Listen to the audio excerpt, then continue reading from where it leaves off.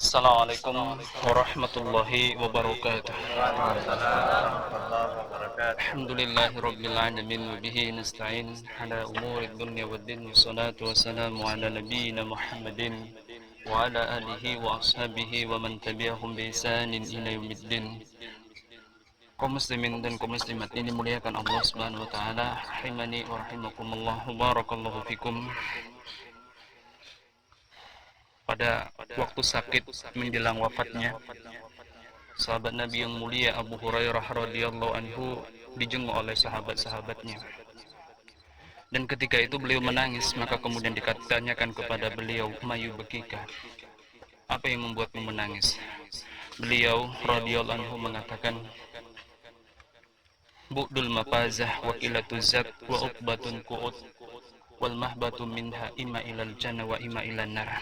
Kata beliau, yang membuatku menangis adalah jauhnya perjalanan, sedikitnya perbekalan, banyaknya aral rintangan. Sedangkan akhir dari perjalanan ini mungkin ke surga, mungkin juga ke nerakanya Allah Subhanahu wa taala. Itu beliau, sosok sahabat Nabi yang mulia, sahabat Nabi yang paling banyak meriwayatkan hadis Nabi sallallahu alaihi wasallam, mengkhawatirkan perjalanannya setelah kematiannya. Yang kata beliau itu adalah sebuah perjalanan yang panjang, sedangkan beliau merasa bahwa perbekalan yang beliau persiapkan itu sangat sedikit, dan di dalam perjalanan setelah kematian itu ada banyak aral rintangan. Lantas bagaimana dengan kita kaum muslimin dan kaum muslimat ini muliakan Allah Subhanahu wa taala? Padahal berakhirnya kehidupan seorang hamba berarti terputus juga seluruh amalannya. Sebagaimana dikatakan oleh Nabi kita sallallahu alaihi wasallam, "Idza mata ibnu Adam inqata'a anhu amaluhu." Apabila seorang anak Adam itu meninggal dunia, maka terputuslah seluruh amalannya. Maka kita yang masih hidup hingga hari ini, yang pertama kita harus bersungguh-sungguh membekali diri kita dengan amal soleh. Dan yang kedua, kita berupaya untuk memiliki bagian dari amal jariah, amal yang kita harapkan aliran pahalanya setelah wafatnya kita. Karena pada kelanjutan hadis yang kita sebutkan tadi, Nabi SAW mengatakan, "Illa min salasin." Kecuali 3 hal yang tidak terputus dari seorang hamba setelah wafatnya. Yang pertama adalah sodakotin jariyatin, sodako jariah, sodako yang bermanfaat bagi anak manusia. Kemudian yang kedua adalah ilmin yuntafa'u bih, ilmu yang bermanfaat.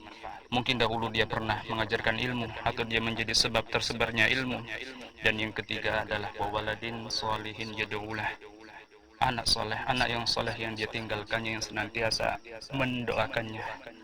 Kehidupan kita terbatas, kemampuan kita untuk beramal juga terbatas. Maka kita berupaya untuk memiliki bagian dari amal jariah. Dan di sini kami berwasiat terkhusus kepada anak-anak dari beliau rahimahullah ta'ala dan kepada setiap yang hadir. Karena setiap kita adalah anak dari orang tua kita, dan kebanyakan kita telah menjadi orang tua dari anak-anak kita. Anak adalah amal jariah yang akan sangat bermanfaat bagi seorang hamba. Nabi sallallahu alaihi wasallam bersabda, "Innal mayyita la turfa'u darajatuhu ba'da mautihi." Sesungguhnya seorang mayit itu benar-benar diangkat derajatnya, ditinggikan derajatnya oleh Allah Subhanahu wa taala setelah wafatnya. Fayaqulu ayya rabbi ayyu syai'in hadhihi. Kemudian dia bertanya, "Wahai Rabbku, ya Allah, dari mana aku mendapatkan semua ini?" Karena dia merasa tidak pernah melakukan itu semua. Fayulqalu lahu waladuka astaghfara laka. Kemudian dikatakan kepadanya, "Sesungguhnya anakmu memintakan ampun untukmu." Kaum muslimin yang dimuliakan Allah Subhanahu wa taala, di dalam agama kita ada kaidah al-jaza min jinsil amal. Balasan itu sesuai dengan jenis amalan. Kalau kita berharap nanti setelah wafatnya kita, anak-anak kita senantiasa beramal soleh yang pahalanya menjadi bagian dari kita, menjadi bagian dari yang kita mendapatkan bagian dari pahalanya, dan anak-anak kita nantinya senantiasa mendoakan kita dengan ampunan Allah Subhanahu wa taala. Maka selama hidup kita, kita juga harus berbuat yang sama. Kita harus beramal soleh dengan harapan amal soleh tersebut menjadi kebaikan bagi kita dan kebaikan bagi orang tua kita, dan kita juga senantiasa mendoakan orang tua kita, terkhusus mendoakan ampunan untuk kedua orang tua kita. Sebagian at-tabi'in mengatakan bahwasanya man da'a li walidayhi hala khamsa maratin fil yaumi faqad adda haqqahuma. Siapa saja yang mendoakan kedua orang tuanya minimal 5 kali dalam sehari dan semalamnya, maka seolah-olah dia telah menunaikan seluruh hak dari kedua orang tuanya. Mereka berdalil dengan surah Luqman di mana Allah Subhanahu wa taala berfirman, "Washkurli wali walidayya." Bersyukurlah kalian kepadaku, kepada Allah, kata Allah Subhanahu wa taala, dan bersyukurlah kalian kepada kedua orang tuaku. Mereka mengatakan yang namanya bersyukur kepada Allah Subhanahu wa taala minimalnya dengan menegakkan salat 5 waktu dalam sehari dan semalamnya. Maka begitu pula bersyukur kepada kedua orang tua adalah dengan cara mendoakannya minimal 5 kali dalam sehari dan semalamnya. Bakti seorang anak kepada orang tua tidaklah berakhir dengan wafatnya orang tua. Karena orang tua kita itu justru lebih membutuhkan kita, lebih membutuhkan amal soleh kita setelah wafatnya. Karena setelah wafatnya orang tua kita terputus dari seluruh amalannya. Maka bakti seorang anak itu tidak terputus dengan meninggalnya orang tuanya. Bahkan hanya terputus ketika si anak itu sendiri yang meninggal dunia, diwafatkan oleh Allah Subhanahu wa taala.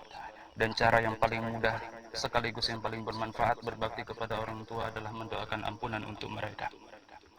Kaum muslimin dan kaum muslimat yang dimuliakan Allah Subhanahu wa taala, kita hadir di sini untuk menunaikan salah satu hak dari orang tua kita, dari saudara kita yang telah lebih dahulu dipanggil Allah Subhanahu wa taala. Dan tidak bisa dikatakan bahwasanya beliau ini lebih butuh kepada kita dibandingkan kita kepada beliau rahimahullah taala. Beliau butuh kepada doa kita untuk kita doakan dengan ampunan Allah Subhanahu wa taala, dan agar dikokohkan lisannya untuk bisa menjawab pertanyaan dua orang malaikat Allah Subhanahu wa taala. Tetapi sebenarnya kita lebih butuh lagi untuk hadir di sini. Yang pertama, untuk menunaikan salah satu kewajiban kita terhadap saudara kita seagama. Yang kedua, karena kita butuh tambahan pahala dari sisi Allah Subhanahu wa taala. Dan yang ketiga, karena kita butuh untuk mengambil nasihat dari salah satu ayat Allah Subhanahu wa taala, yaitu kematian. Allah Subhanahu wa taala berfirman, "Idza darabtum fil ardi wa asabatkum musibatul maut." Kalau kalian mengadakan perjalanan di muka bumi kemudian kalian ditimpa musibah kematian. Al-Imam Al-Qurtubi rahimahullah mengatakan di dalam ayat yang mulia ini Allah Subhanahu wa taala menamai kematian itu dengan musibah. Tidak dilakukan lagi bahwa kematian adalah musibah, akan tetapi kata beliau, "Wal ghafla minal mauti asyaddu musibatan minal mauti."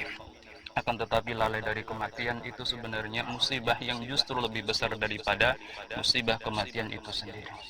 Kaum muslimin yang dimuliakan Allah Subhanahu wa taala. Dahulu Nabi kita sallallahu alaihi wasallam apabila telah selesai menguburkan seorang jenazah, beliau berdiri di pinggir kuburnya sambil mengatakan, "Istaghfiru li ahlikum." Beristighfarlah kalian, mohonkan ampun untuk saudara kalian ini, was'alulahu at-tasbit, dan mintakan juga kekokohan baginya, kekokohan lisan dan hatinya, fa innahul an yus'al, karena dia sekarang ini atau sebentar lagi akan ditanya oleh dua orang malaikat Allah Subhanahu wa taala. Pada suatu hari nanti kita akan berada pada posisi saudara kita ini, pada posisi orang tua kita ini, di mana kita diantarkan ke kubur kita oleh saudara-saudara kita, oleh sahabat-sahabat kita. Dan ketika itu kita sangat-sangat berharap setiap orang yang hadir mendoakan kita dengan ampunan Allah Subhanahu wa taala, dan dengan kekokohan hati dan lisan kita agar bisa menjawab pertanyaan dua orang malaikat Allah Subhanahu wa taala. Dan tadi sudah disebutkan bahwasanya amalan itu sesuai dengan jenis, balasan itu sesuai dengan jenis amalan.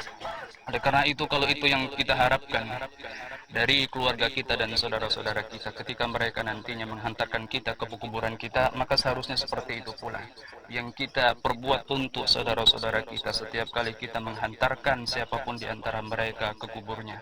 Oleh karena itu, di sini kami mengajak kepada setiap yang hadir sebelum kita meninggalkan tempat ini untuk mendoakan beliau, mendoakan dengan hati yang tulus dan khusyuk agar beliau ini diampuni dosa-dosanya oleh Allah Subhanahu wa taala, kemudian dimudahkan untuk menjawab pertanyaan dua orang malaikat Allah Subhanahu wa taala. Demikian yang kami sampaikan. Tabi bihadzal qadar, billahi taufiq wal hidayah. Assalamualaikum warahmatullahi wabarakatuh.